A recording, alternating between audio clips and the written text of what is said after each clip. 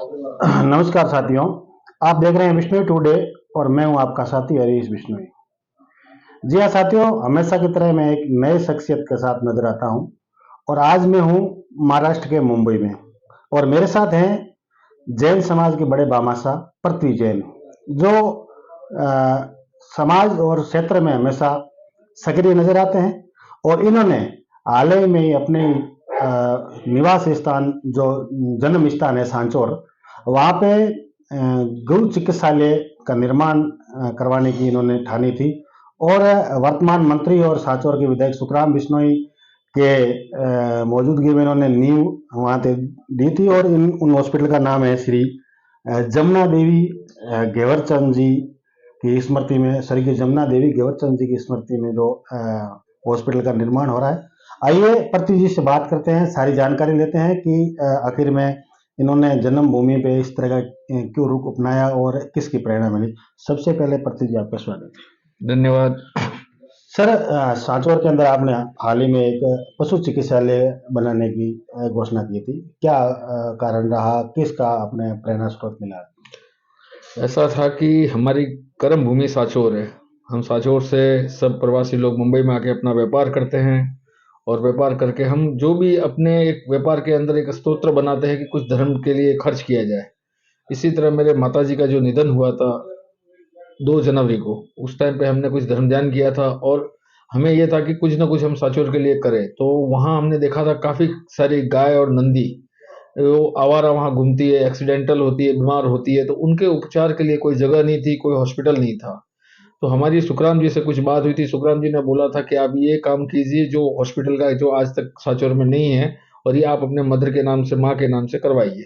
तो हमने वो प्रेरणा प्रेरणा ली सुखराम जी से। उसके बाद हमने हमारे जो गुरु जी है, महाराज साहब है श्री रत्नाकर विजय जी सुरेश्वर जी, उन्होंने भी हमें कहा था कि धर्म करना चाहिए और जो गायों की सेवा है, जो ये गाय होती है जो एक पशु है जो बोल नहीं सकता, पर उसके ऊपर कितनी वेदना होती है, कितना उनको दर्द होता है वो समझ नहीं सकता है, तो अबोल जीव कहते हैं। तो अबोल जीव की जो हमने देखा है कि इतनी बीमार होती है, उसके बाद उनको जो संकट होता है वो हम उसको सहन नहीं कर सकते। तो इसके लिए हमारे जो महाराज साहब ने भी हमको प्रेरणा दी। उसके बाद हमने श्री दशानंद जी महाराज साहब जो पथमेड़ा के हैं, उनसे हमने मुलाकात की और उन्होंने हमें बहुत एकदम संकल्प में बताया कि आप कीजिए गायों की सेवा और पथमेड़ा हमेशा आपके साथ रहेगा। और मैं महाराज साहब से इतना ये परिचित पहले से था और मैं उनके हमेशा उनकी बात का आदर करता हूँ और उनके जैसा एक सजीव आदमी जो एकदम कहने का मतलब किसी पार्टी से नहीं, किसी से बिलोंग नहीं करते, बट वो एक ही चीज कहते हैं कि सेवा करो बस, गौ माता की सेवा कीजिए, सबसे बड़ा धर्म है।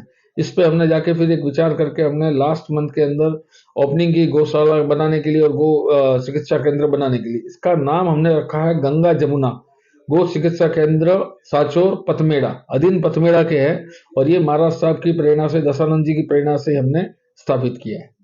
हॉस्पिटल के अंदर किस तरह का मशीनरी लगाई जाएगी, किस तरह के ऑपरेशन होंगे या क्या क्या क्या सुविधा उपलब्ध होगी? इस हॉस्पिटल में सबसे पहले तो इस हॉस्पिटल की कैपेसिटी रहेगी 200 गायों की। गायों के साथ साथ यहाँ जो भी अगर वन प्राणी जैसे हिरण है वगैरह है, कोई भी घायल होता है तो उस अवस्था में वहाँ पे डॉक्टर्स रहेंगे, जो एनिमल डॉक्टर्स रहते हैं, वो पशुपालन डॉक्टर्स रहते हैं, वो वहीं रहेंगे। उनके लिए हमने वहाँ पे कॉटेज वगैरह बनाई है, एक छोटी सी डिस्पेंसरी बनाई है। वहाँ पे गायों के लिए इलाज के लिए जो भी जरूरत का सामान रहेगा वो वहाँ उपलब्ध रहेगा।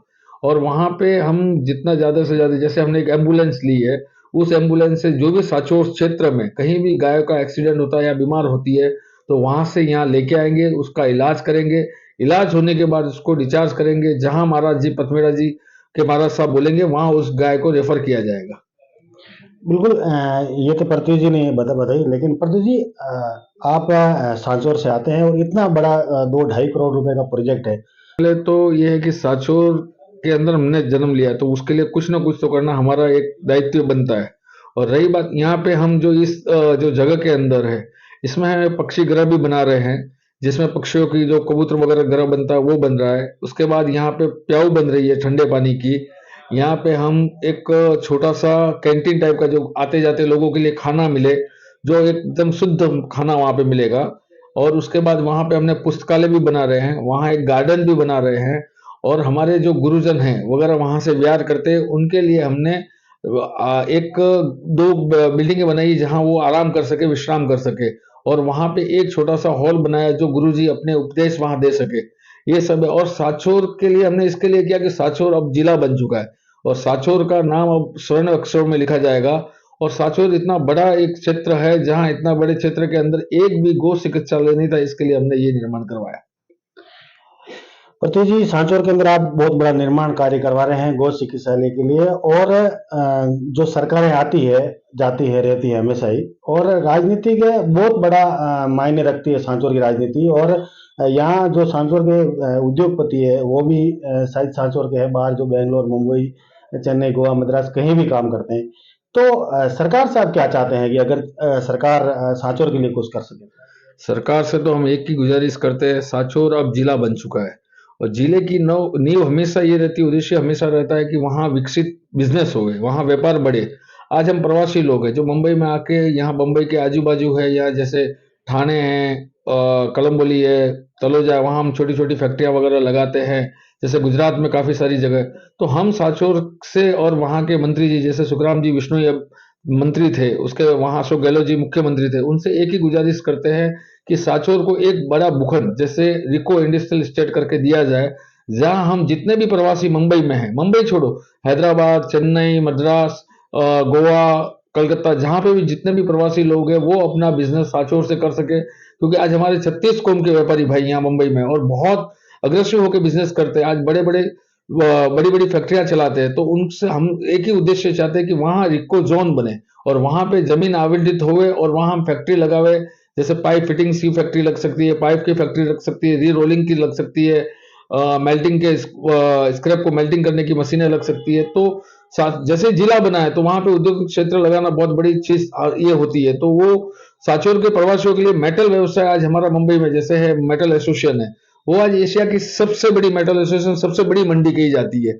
उसी का अगर बिजनेस का अगर हम 20% भी साचोर में लेके जाते हैं तो साचोर का नाम पूरे वर्ल्ड में एक शुमार हो जाता है। तो हम ये चाहते हैं कि जितना बड़ा रिको इंडस्ट्रियल स्टेट हमको अगर वहां से मिलता है और हम यहाँ की जनता से अपील करते हैं तो वो वहां पे साचोर में जाके अपना बिजनेस बहुत अच्छे ढंग से कर सकते हैं। और सबसे बड़ी चीज है कि जैसे हम, हमारे पूर्वज तो आज भी साचोर में, जैसे हमारे दादाजी वगैरह हम सब साचोर के थे।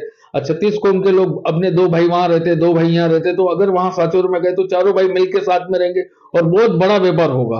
तो इसकी कल्पना नहीं कर सकते। अगर साचोर में इंडस्ट्रियल जोन बड़ा बनता है तो साचोर का भविष्य बहुत उज्जवल है और वहां काफी सारे लोगों को रोजगार मिलेगा और बहुत बड़े बड़ी एक जो बोलते हैं एक बड़ा जीएसटी का वो माध्यम साचोर कहलाएगा। क्योंकि इतना बड़ा जीएसटी का कलेक्शन हम मुंबई में देते हैं वो हम साचोर में देंगे, राजस्थान की गवर्नमेंट को देंगे, भारत सरकार को देंगे। बिल्कुल, ये थे पृथ्वी जैन, और इन्होंने जो प्रवासी उद्योगपति है उनको अपने क्षेत्र में आकर के कहीं न कहीं सामाजिक सरोकार कार्य करने की इन्होंने बात कही। और दूसरी बात इन्होंने सरकार से की है कि भाई इतना बड़ा उद्योग वहाँ सांचौर में विकसित कर सकते हैं ताकि हमें इतनी जगह मिले और एरिको का बहुत बड़ा निर्माण हो।